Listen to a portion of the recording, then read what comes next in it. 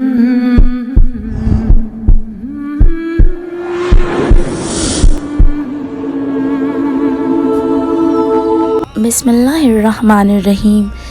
रजब के महीने को परवरदिगार आलम ने उन 4 महीनों में शामिल किया है कि जिनमें सिवाय दिफा के जंग करना हराम करार दिया है, और इसी माह रजब में 4 इमामों की विलादत बसआदत हुई है।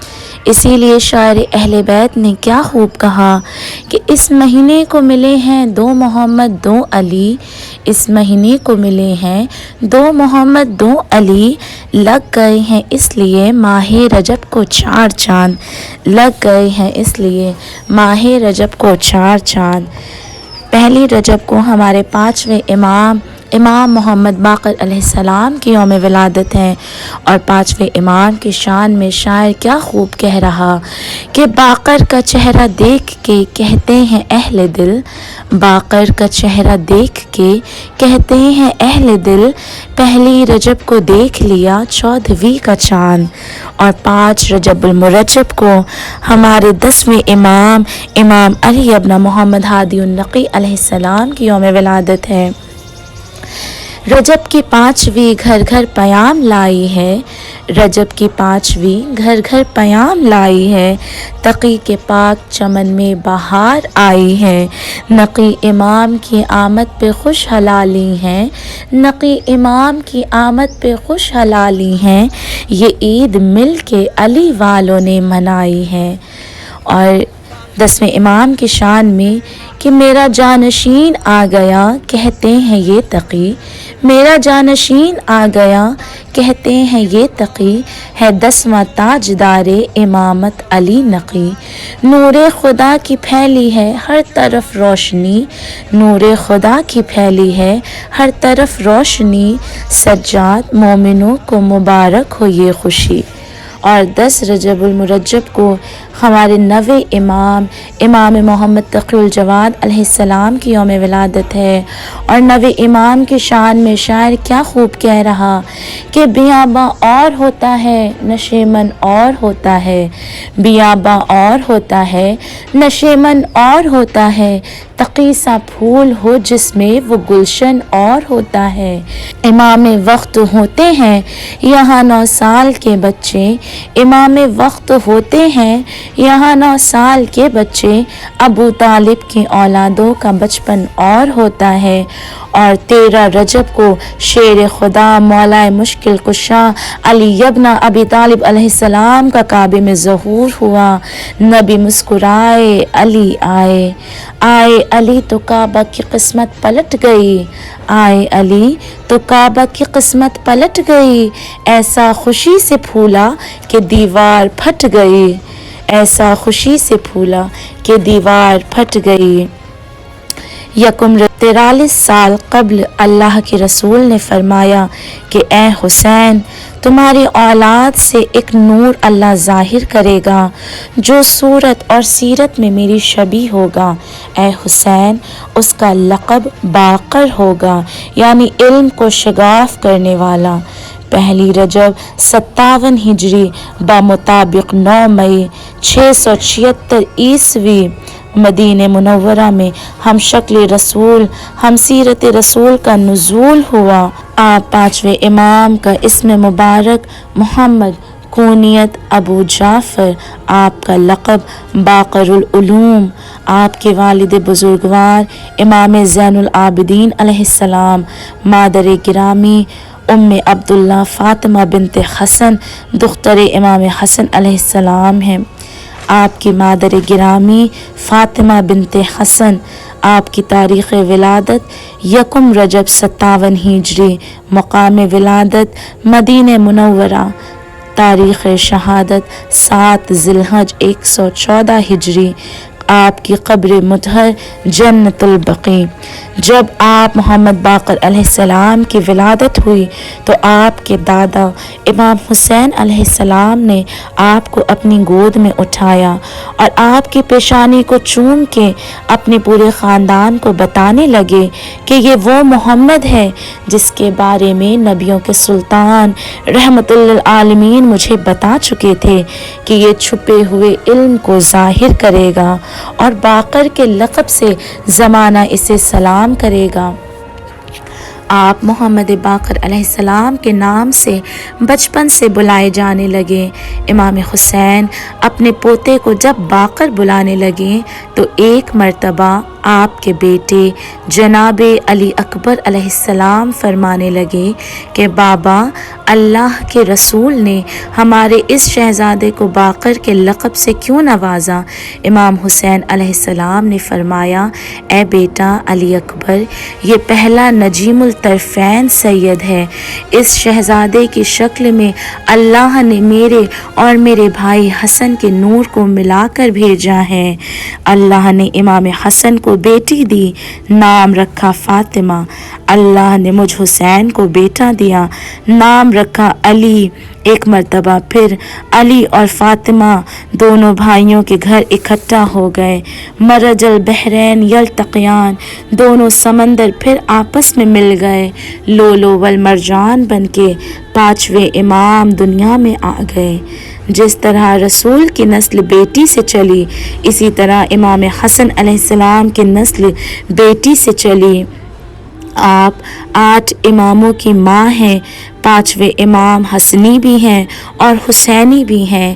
چوتھے امام امام زین العابدین علیہ السلام سے جو نسل چلی ہے وہ امام حسن سے بھی چلی ہے اور امام حسین سے بھی چلی ہے۔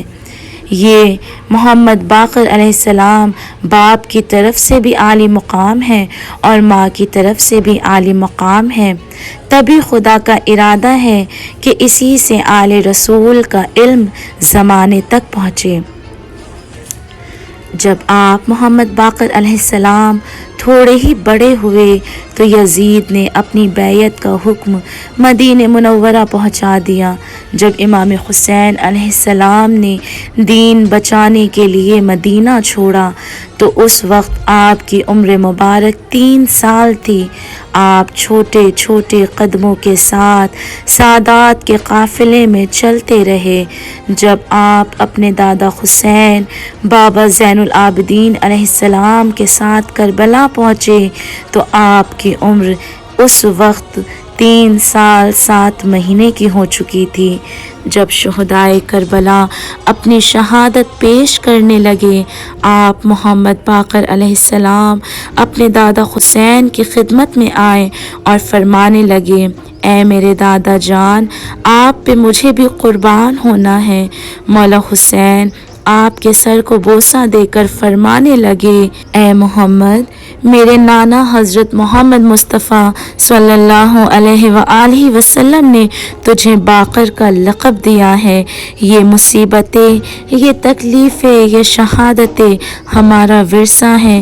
ان قریب تمہیں بھی شہید کیا جائے گا، لیکن میرے لال، اللہ نے تمہیں جس کام کے لیے منتخب کیا ہے، تمہیں وہ سعادت کا علم زمانے تک پہنچانا ہے۔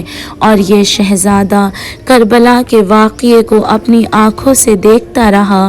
کبھی علی اکبر کے سینے میں برچھی کے پھل کو دیکھا تو کبھی عباس کے کٹے ہوئے شانے دیکھے، کبھی قاسم کی لاش کے ٹکڑے تو کبھی علی اصغر کے گلے پہ تیر کو دیکھا، کبھی اپنے دادا حسین علیہ السلام کا سر نوک نیزہ پر دیکھا۔ امام حسین علیہ السلام کی شہادت کے بعد جب فوج یزید نے امام حسین کی لاش پہ گھوڑے دوڑائے، خیموں میں آگ لگا دی تو شمر کبھی آپ کو تماچے مارتا ہے تو کبھی عمر سعد آپ کی توہین کرتا ہے۔ آپ 5ویں امام بھی سیدانیوں کے ہمراہ چھوٹی سی عمر میں جلتی ہوئی خاک پہ بیٹھ جایا کرتے تھے۔ 11 محرم جب اہل حرم کو قیدی بنایا گیا تو آپ کو بھی آپ کے بیمار بابا سید سجاد کی زنجیروں کے ساتھ ساتھ جکڑ دیا گیا۔ جب آپ کوفہ پہنچے تو ننھی سی عمر میں تانے سنے جو نعوذ باللہ آپ کو باغی کا خاندان بلا رہے تھے۔ رسول اللہ کی بیٹیوں کے ساتھ آپ بھی پتھر کھا رہے تھے اور یوں آپ یزید کے دربار میں پہنچے۔ جب آپ کے بابا نے یزید کے دربار میں خطبہ دیا اور آپ کی پھوپھی زینب کے خطبے سے دربار یزید کے لوگ اپنے بادشاہ یزید کے خلاف ہونے لگے تو بے غیرت یزید نے اہل حرم کو زندان میں قید کر دیا۔ جیسے ہی آپ زندان میں آئے تو آپ کے بابا امام زین العابدین علیہ السلام آپ کے سر پہ ہاتھ رکھ کر یہ فرمانے لگے کہ اے محمد، یہ مفلسی، یہ تکلیفیں ہم سادات کا ورثہ ہے۔ باقر ہماری طاقت یہ دنیاوی دولت نہیں بلکہ ہماری طاقت ہمارا علم ہے۔ اے باقر، میرے بابا نے اپنے نانا سے سنا کہ تم ہمارے خاندان کے علم کو روشن کرو گے۔ باقر، یاد رکھنا، بڑی عزت کے ساتھ اللہ بڑی ذمہ داری بھی دیتا ہے۔ اپنے بابا کے الفاظ پہ آپ نے ایسا عمل کیا کہ جیسے ہی آپ کو رہائی ملی آپ دن رات لوگوں کی اصلاح کرنے لگے، لوگوں کو دین سمجھانے لگے۔ چھوٹی سی ہی عمر میں آپ لوگوں کے بڑے بڑے مسائل حل کیا کرتے تھے اور یوں آپ زمانہ بلوغیت تک آ پہنچے۔ آپ محمد باقر علیہ السلام نے مسجد نبوی میں ایک مدرسہ قائم کیا۔ آپ صرف انسانوں کو نہیں بلکہ جناتوں کو بھی علم سکھاتے تھے۔ بڑے بڑے قبیلے کے جن آپ سے علم لینے کی غرض سے آپ کی محفل میں بیٹھا کرتے تھے۔ جو جو علم کی تڑپ رکھتا تھا وہ آپ سے علم حاصل کیا کرتا تھا۔ مختلف علوم سیکھنے والے آپ کے مدرسے میں آتے اور علم سیکھا کرتے۔ آپ نے زمین سے لے کے آسمان، آسمان سے لے کے انسانی جسم، انسانی جسم سے لے کے انسانی روح تک جو علوم انسان نے کبھی کرتاس پہ نہیں دیکھے تھے وہ آپ کی زبان سے سننے لگے۔ آپ نے 665 شاگردوں کی تربیت کی۔ مدینے میں اس طرح مدرسہ کھولا جس سے وہاں کا ماحول یونیورسٹی والا ہو گیا۔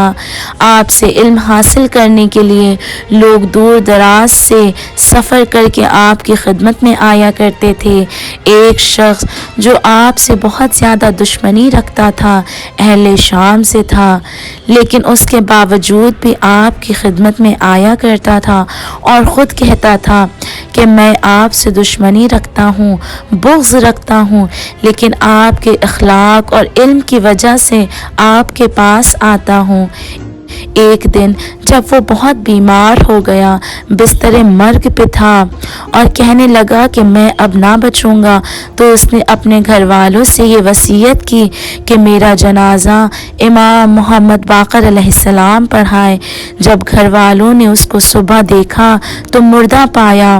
جب لوگ امام کی خدمت میں پہنچے تو امام محمد باقر علیہ السلام فجر کی نماز کے بعد تعقیبات نماز پڑھ رہے تھے۔ امام سے وصیت بیان کی۔ امام نے فرمایا وہ ابھی مرا نہیں ہے، جاؤ میں تھوڑی دیر میں آتا ہوں۔ امام نے 2 رکعت نماز پڑھی اور سجدہ کیا۔ سجدہ اتنا طولانی تھا کہ سورج طلوع ہو گیا۔ پھر امام اس شخص کے پاس گئے، آواز دی تو وہ اٹھ گیا۔ جب اس کی طبیعت ٹھیک ہو گئی وہ امام کی خدمت میں آیا اور کہا کہ میں گواہی دیتا ہوں کہ آپ ہی اللہ کے حقیقی امام ہیں، یعنی آپ محمد باقر علیہ السلام نے اپنے علم اور اخلاق کی بنا پر اپنے دشمنوں کو بھی اپنی طرف کھینچا۔ جب کبھی ہاشمی، علوی اور فاطمی خاندان کی شرافت اور بلند کرداری کا تذکرہ ہوتا تو لوگ آپ کو تنہا خاندانوں کا وارث تصور کرتے تھے اور آپ کو فاطمی، علوی اور ہاشمی کے القاب سے یاد کیا کرتے تھے۔ چہرے کے نور اور لہجے کی صداقت اور فیاضی اور سخاوت آپ کی خصوصیت تھی۔ پیغمبر اسلام نے اپنے ایک بہت ہی پارسا صحابی جناب جابر जाबिर बिन अब्दुल्ला अंसारी से इरशाद फरमाया, ए जाबिर, खुदावंद आलम ने तुमको तुलानी उम्र अता फरमाई है और तुम्हें मेरे फर्जंद मोहम्मद बिन अली बिन हुसैन बिन अली इब्न अबी तालिब की ज़ियारत नसीब होगी, जिनका नाम तौरात में बाकर है। जब तुम्हें ज़ियारत का शरफ हासिल हो तो तुम उन्हें मेरा सलाम पहुँचा देना। पैगम्बर इस्लाम इस दुनियाए फ़ानी से कूच फरमा गए और जाबिर को तवील उम्र नसीब हुई। एक दिन आप इमाम ज़ैनुल आबिदीन अलैहिस्सलाम के घर तशरीफ़ ले गए। उस वक्त इमाम मोहम्मद बाकर अलैहिस्सलाम भी वहाँ मौजूद थे। जिस वक्त जनाब जाबिर की निगाह इमाम मोहम्मद बाकर अलैहिस्सलाम पर पड़ी तो फ़ौरन कहा, इधर तशरीफ़ लाइए। फिर कहा, ज़रा पीछे तशरीफ़ ले जाइए। इमाम पीछे तशरीफ़ ले गए। ये देख कर जनाब जाबिर ने कहा, खुदावंद काबा की कसम, ये तो हूबहू रसूल खुदा सल्लल्लाहु अलैहि वसल्लम की तस्वीर है। फिर इमाम ज़ैनुल आबिदीन अलैहिस्सलाम से पूछा कि ये कौन है? आपने फरमाया, ये मेरा फर्जंद मोहम्मद बाकर है जो मेरे बाद तुम्हारे इमाम होंगे। ये सुन के जाबिर उठे और इमाम मोहम्मद बाकर अलैहिस्सलाम के कदमों को बोसा दिया और कहा, मैं आप पर फिदा होता हूँ ए फर्जंदे रसूल, आपके जद्दे बुजुर्गवार ने आपको सलाम कहलाया है। ये सुन के इमाम मोहम्मद बाकर अलैहिस्सलाम की आंखों में आंसू आ गए और फरमाया, जद्दे बुजुर्गवार पर लाखों दुरूद व सलाम, जब तक ये ज़मीन व आसमान कायम है, और तुम पर भी सलाम हो ए जाबिर, तुमने मुझ तक मेरे नाना का सलाम पहुँचाया है। आपकी उम्र मुबारक 37 साल की हुई तो आपके बाबा को वलीद इब्न अब्दुल मलिक ने जहर दे के शहीद कर दिया। उस दौर के बादशाहों ने ये सोचा कि ये जो मदरसा पांचवें इमाम का चल रहा है, ये इमाम सज्जाद के रौब और उनकी शख्सियत की वजह से चल रहा है। आपकी शहादत के बाद इमाम मोहम्मद बाकर अलैहिस्सलाम ने अपने आप को और भी मदरसे में मसरूफ़ कर लिया। सारा दिन लोगों को पढ़ाते रहते थे और रात को अल्लाह की इबादत किया करते थे। जब आधी रात होती थी तो वही काम जो आपके दादा हज़रत अली इब्न अबी तालिब अलैहिस्सलाम किया करते थे, कांधों पे रोटी लेके जो मदीने के गरीब लोग होते थे उनके दरवाजे पर छोड़ कर आते थे। दिन ब दिन आपकी शख्सियत वक्त के बादशाहों की आँख में कांटे की तरह चुभने लगी कि हुकूमत हमारी है, लेकिन जब भी हमारे महल में लोग आते हैं जिक्र अली के पोते का करते हैं, हुसैन के पोते का करते हैं, फातिमा के पोते का करते हैं। अशाम बिन अब्दुल मलिक ने आपको जहर दिलवाया और आपने अपने ख़ानदान को और अपने फ़र्जंद इमाम जाफ़र सादिक अलैहिस्सलाम को बुलाया और वसीयत करने लगे कि मैं वसीयत करता हूँ 5 चीज़ों को कभी ना भुलाना। अगर तुम पे कोई जुल्म करे तो पलट के तुम जुल्म ना करना। अगर तुम्हारे साथ कोई ख़यानत करे तो तुम पलट के ख़यानत ना करना। अगर तुम्हारी बात कोई झुटला दे तो उस पे गज़बनाक ना होना, और अगर कोई तुम्हारी तारीफ़ करे तो उस पे ज़्यादा खुश ना होना। और जो लोग तुम्हारे बारे में कहते हैं उस पे गौर करना।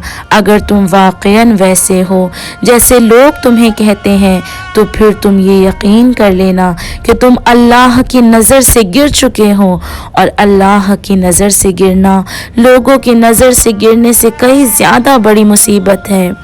और अगर लोग तुम्हारे बारे में गलत कहते हैं तुम वैसे नहीं हो तो इस पे शुक्र करना, क्योंकि बग़ैर ज़हमत के अल्लाह ने तुम्हारे हिस्से में सवाब रख दिया। फिर आपने फरमाया, ए जाफ़र, अल्लाह ने हम सादात को इल्म के लिए चुना है।